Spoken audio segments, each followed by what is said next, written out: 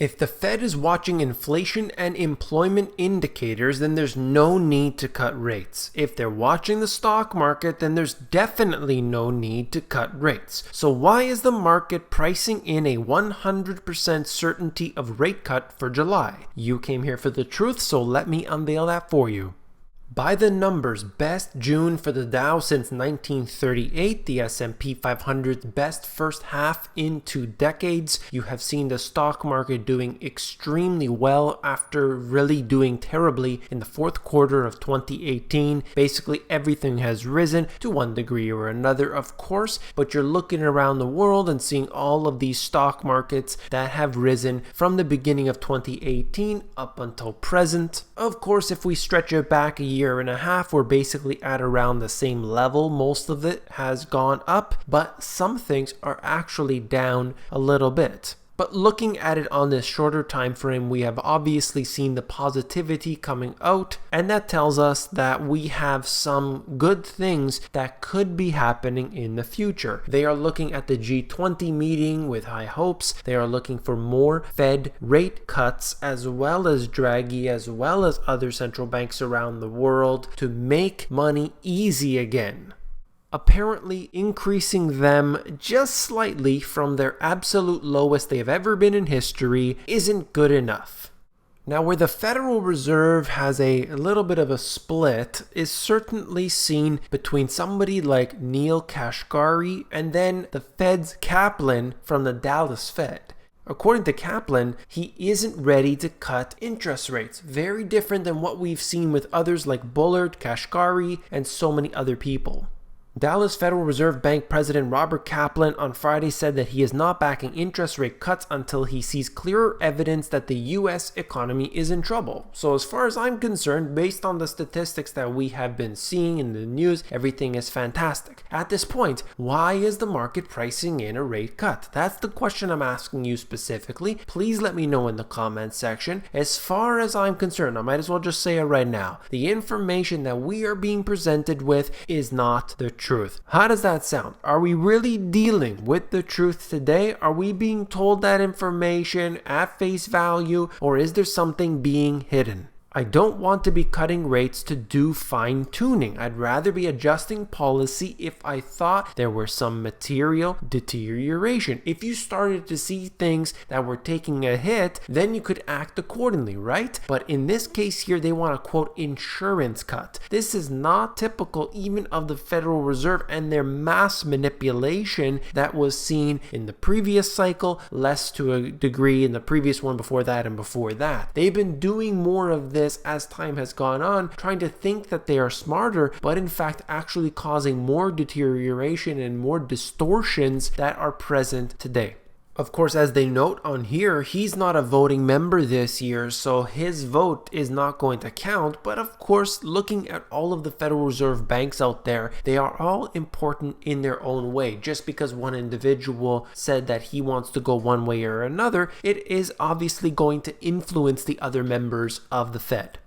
Fox had done the interview with Kaplan where he had a few more things to say here. Dallas Fed's Kaplan says the U.S. economy is, quote, more sluggish. Do you hear that from other members of the Fed? Do you hear that in the mainstream media for the most part? No, absolutely not. You're not going to hear that in most places, especially coming from a Fed president. I'm very happy to see that at least somebody's acknowledging that things aren't that rosy, that it's not Goldilocks, that there are some concerns. I would take it a step further, but at least the slight admission, that's fantastic for me. As I said here today, our estimate at the Dallas Fed for GDP growth this year is now 2%.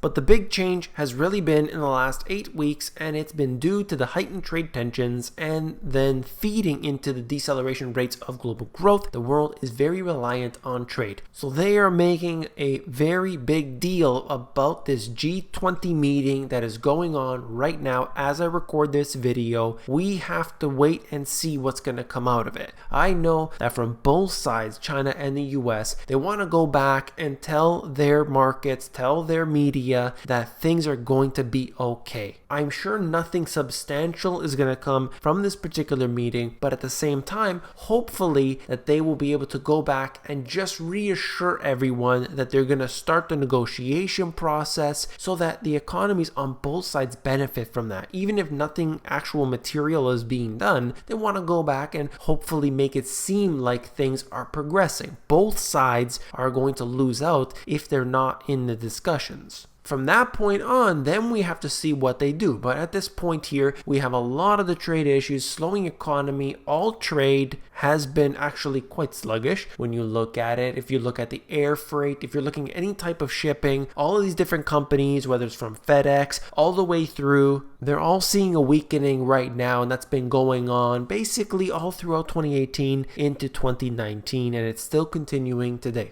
The Federal Reserve and so many in the financial media and the establishments want extremely low interest rates. If you remember this right here, going back to 2010, everybody's favorite, Janet Yellen, all right? Now, she said back in 2010, this is before she was the chair, and I will quote this, I've brought this up many times before, but people need to know about it. If it were positive to take interest rates into the negative territory, I would be voting for that. This is at a time in which the economy was still hurting, because think about it, you're going into 2010, the market hit its absolute bottom in March of 2009, so this is just under 1 year after its lowest point. It had come up quite a bit from its low, but clearly there was still hemorrhaging that was happening, and they were engaging in the QE1 and 2 up after this point here, and they wanted more reasons to have to intervene in the markets. They did so. They found all kinds of different ways after this point, and I just wanted to show you this because it tells you where they are willing to go. There are only a few things that the Fed can do, and essentially they all stem from printing money. That is really unfortunate because, of course, it devalues the currency that the average person has today.